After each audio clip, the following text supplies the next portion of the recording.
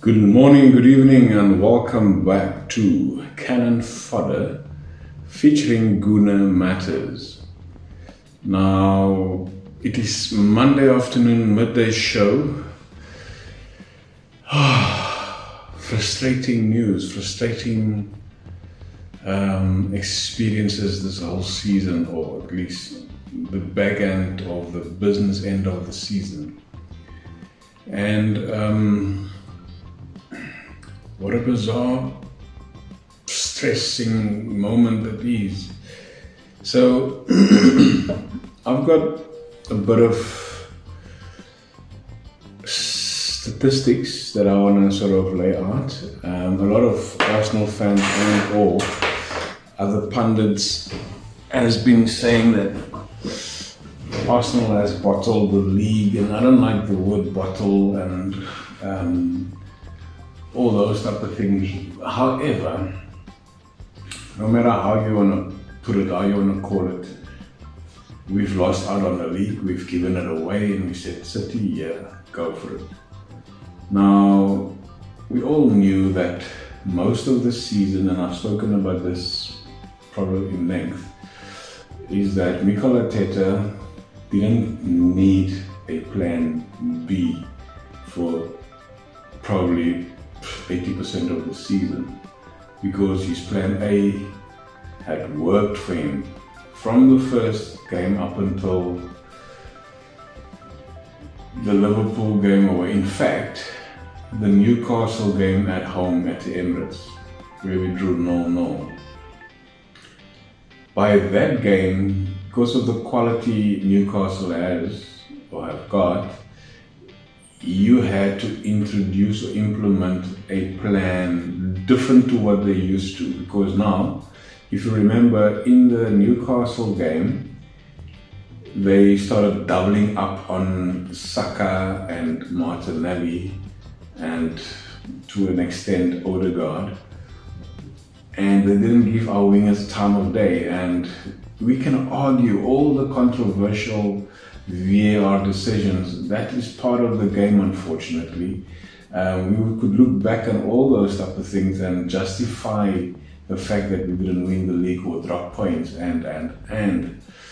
I think by that game, him and his backroom staff had to start implementing a plan B, because now, since then, you would see that every other team has doubled up on our wingers. And they became ruthless, and they were never protected, really. I mean, Saka was, how many times was fouled by the left backs of the opposing team. The same for Martinelli, and I think in that regard, they became stagnant in attacking the fullback of the opposing team. Now, having said that, that is a coaching issue. That's a coaching problem, because at the end of the day, if you see those type of things, you need to implement something different to throw the opposition's plan, to throw them off. Because now obviously they prepared for this particular match, and they were saying Saka and Martinelli will be contained with plus and plus.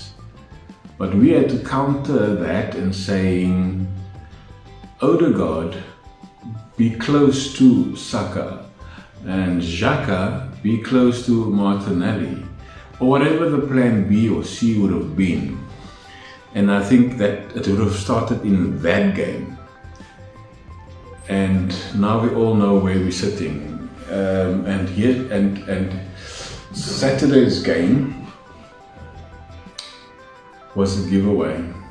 It was a game of a chance thrown. What I mean by that is, mathematically we were still in with a slight chance. And that would have obviously put pressure on Man City. So with the Brighton game, we obviously lost convincingly 3-0 at home, where I again would blame it on no structural changes. I think the manager has been so stubborn in his ways, and like I said in previous times, is that would be his downfall. And it's disrespectful, first of all, to the badge. If you have a team that's been set out, is performing very well this whole season, and are not coming to the party of a fight, that's mediocrity. So in it all, that disrespect the position of Arsenal, really, because you're throwing it away, you're giving it away, you say take it from me, I don't want it. And I've made a scenario on Friday night on the Easy Talk with Cannon Fodder, is that the build up to the back end of the season, you've got a goal, this is your goal, and this is your journey towards your goal. So the players, they know they can do it, they didn't have the belief to do it, therefore they feared, they was afraid to win and get the goal, if you know what I mean. So they were afraid of really winning, and how they're gonna maintain and contain that part of the emotion. And to me, it's a slap in the face of the Arsenal fans, because this whole season you've given us something to rave about, to praise you about, to give you all the support that we wanted. And I think Alex of Cannon Fodder was at the Emirates on Saturday, outside for that last week Saturday, and one thing I remember, he said there was a difference in the crowd on that day. If it's like everybody has given up, even before the Brighton game started, kickoff. And to me, that was key, because now the stadium is attracting all the fans, and the players could feel there is a void of that togetherness. Anyway, that was just the sort of observation that I had when Alex said something. But nonetheless, what I want to unpack is that we have given the league away after being, for argument's sake, I think it is close to, it's been reported at 93% of the season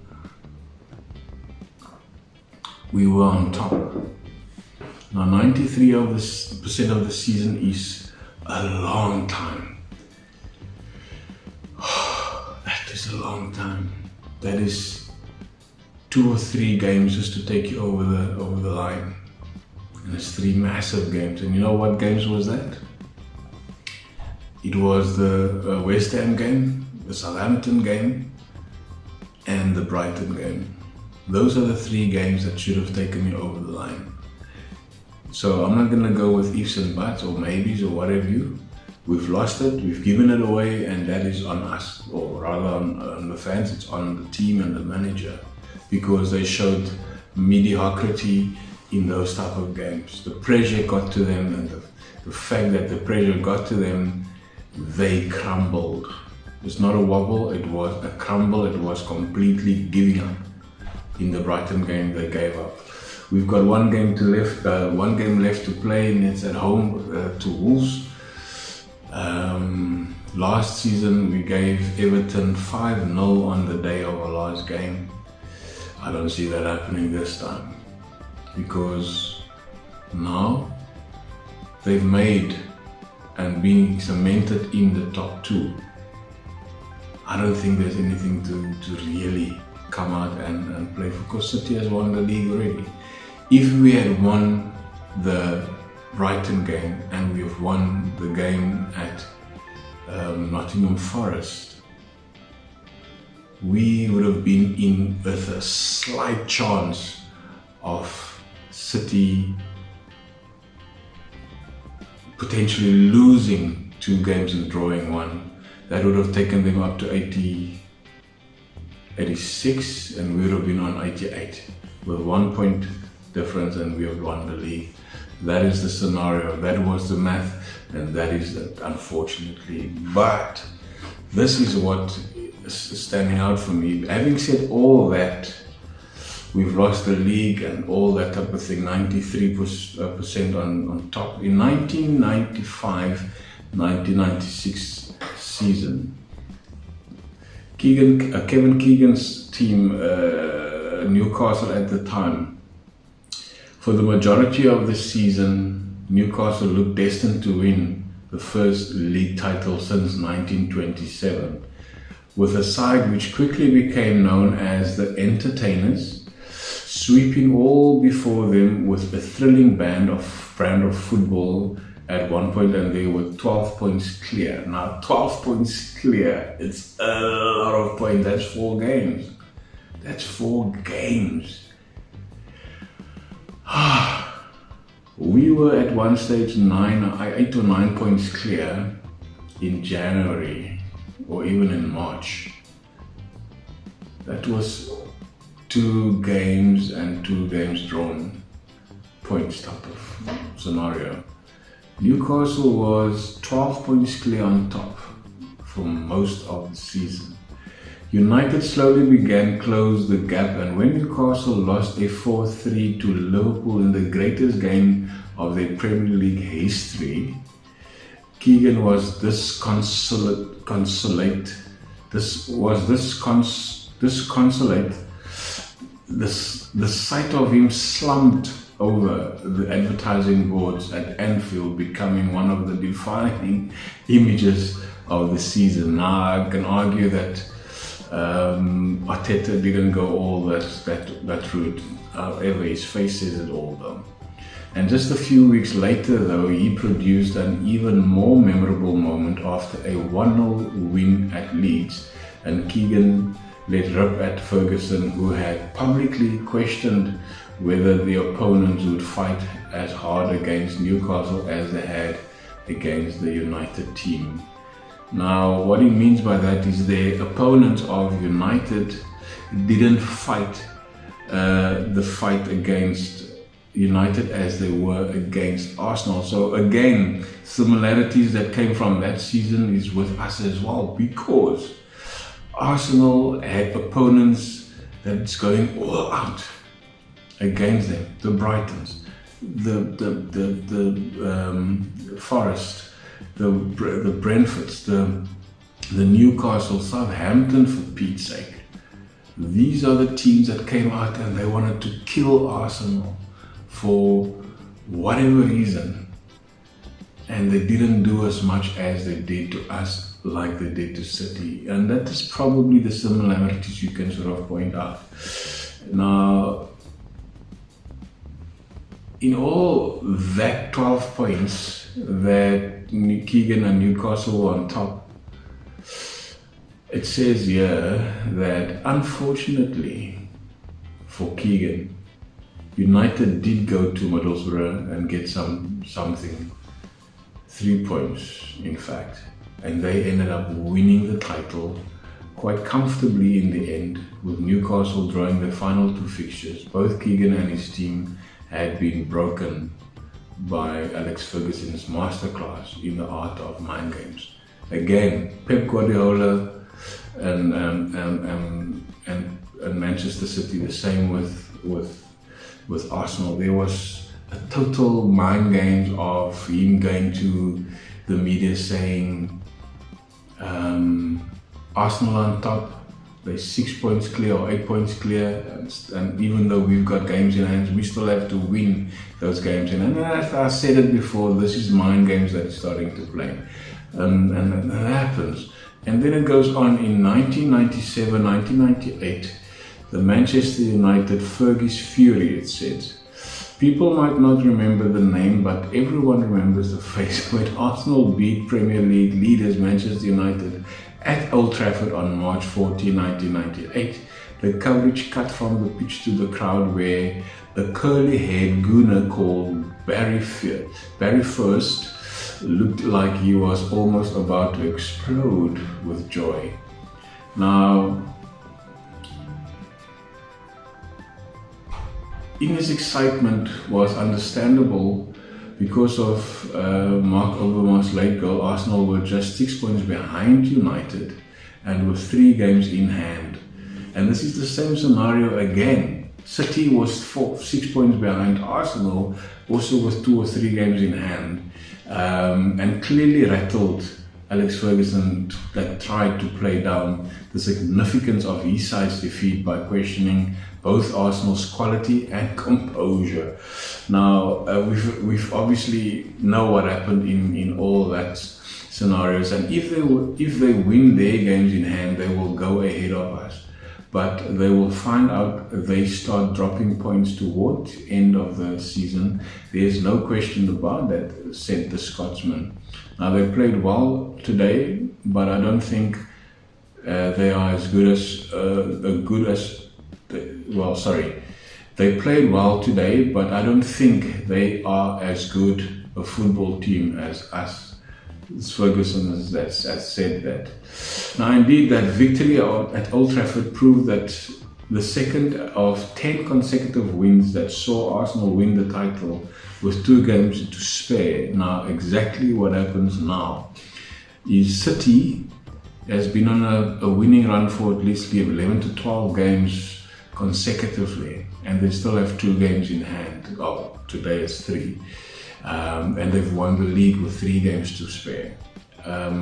So again, the scenario that we're facing now is not just coming from now this season. I mean, there's managers like Kevin Keegan, beautiful player, beautiful manager, Alex Ferguson. Ferguson, meanwhile, was furious. United had led by 11 points after beating Chelsea in February. One Manchester bookmaker even paid out on them, winning the title after that win, and blew the chance to move 14 points clear after suffering a shock loss at Sheffield United, which was followed by a 1-1 draw at West Ham. Now, you see, the pressure is high when it's on top. Now, I don't want to justify anything that Arsenal has done in the back end of the season, but the reality remains is that top class players, top managers has failed to do what Mikel Arteta failed to do now. It is reality, it is factual, it is statistics that has given us I'm of the opinion, rather, let me put it this way, is that irrespective of how I feel, how disappointed I am that we didn't win the league from the point where we were, consoles my thoughts and in my mind is to say that Alex Ferguson, a legend in the game, Kevin Keegan, a legend in the game, even Arsene Wenger, a legend in the game, has done this already. Now, the reigning English champions eventually finished their campaign without a major honour, which was unthinkable before the Arsenal loss, but that Overmars goal changed everything, and first, and his fellow fans knew it too, and that was the year that Manchester United were clear with 12 points at one stage, and also dropped points profusely in 1997-1998 season. Now, this one is also very hard to take. 2002-2003, Arsene Wenger was enraged by the portrayal of the Arsenal Premier League campaign as a failure. Of course, we want to win the title, but I think the most difficult thing for the club is to be consistent, and we have been remarkably consistent, he argued. And we lost the league to a team who spends 50% more